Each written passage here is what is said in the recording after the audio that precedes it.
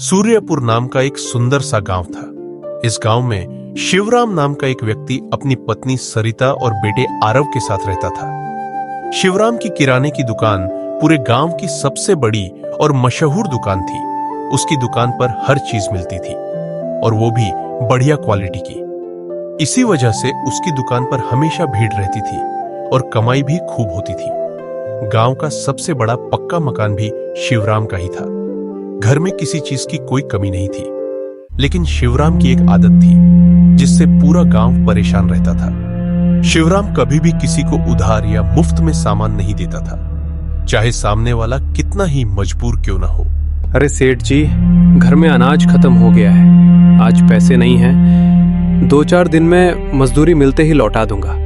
गोपाल भाई, मैंने पहले ही नियम बना रखा है, बिना पैसे के सामान नहीं दे सकता। सेठ जी, पड़ोसी हूँ आपका, आप जानते हैं मैं पैसे लौटा दूंगा। मुझे माफ करना, पैसे आए तब सामान ले जाना। गोपाल मायूस होकर चला गया। ऐसे ही कई लोग निराश लौटते थे। गांव के बुजुर्ग भी शिवराम को समझाते, बेटा शिवराम, भगवान ने तुम्हें बहुत दिया है, थोड़ा दान पुण्य भी कर लिया करो। मैं दिखावे का दान नहीं करता, मुझे पता है मुझे क्या करना है। शिवराम सबकी बातें सुनता, लेकिन अपने उसूल कभी नहीं तोड़ता। अब जरा गांव के दूसरे छोर पर चलिए। वहां एक सेवा आश्रम था, जहां रोज भूखे लोगों को मुफ्त भोजन मिलता था। उस आश्रम का संचालन करता था हरिदास। कोई भी भूखा आता, खाली पेट नहीं जाता। भगवान तुम्हारा भला करे, ईश्वर तुम्हें लंबी उम्र दे बेटा। पूरा गांव सेवा आश्रम की तारीफ करता था। उधर शिवराम के घर में माँ, पापा के पास इतना पैसा है, फिर भी वो किसी की मदद नहीं करते। मैंने भी कई बार समझाया है, पर वो सुनते ही नहीं। तभी शिवराम वहां आ जाता है और बोलता है, मुझे उपदेश मत दो, मैं किसी का एहसान नहीं चाहता। समय बीतता गया, सेवा आश्रम चलता रहा, लेकिन शिवराम का व्यवहार नहीं बदला।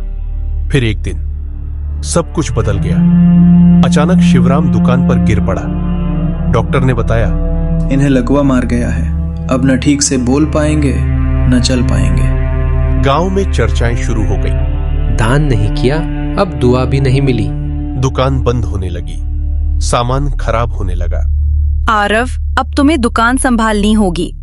हाँ माँ, मैं कल से दुकान जाऊंगा। इधर अचानक से सेवा आश्रम बंद हो गया। आरव दुकान के पुराने बही खाते देख रहा था। तभी उसकी नजर एक नाम पर पड़ी, हरिदास।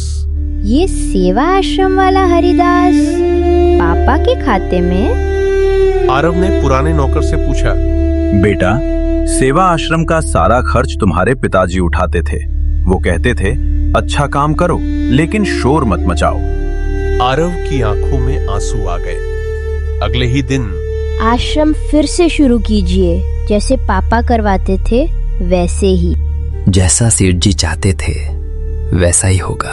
कुछ ही दिनों में शिवराम की तबीयत सुधरने लगी। आरव समझ गया, कर्म का फल कभी ना कभी जरूर मिलता है। आज भी सेवा आश्रम चलता है, लेकिन कोई नहीं जानता कि उसका असली दानी कौन है। दान वही सबसे बड़ा होता है जो बिना नाम और दिखावे के किया जाए।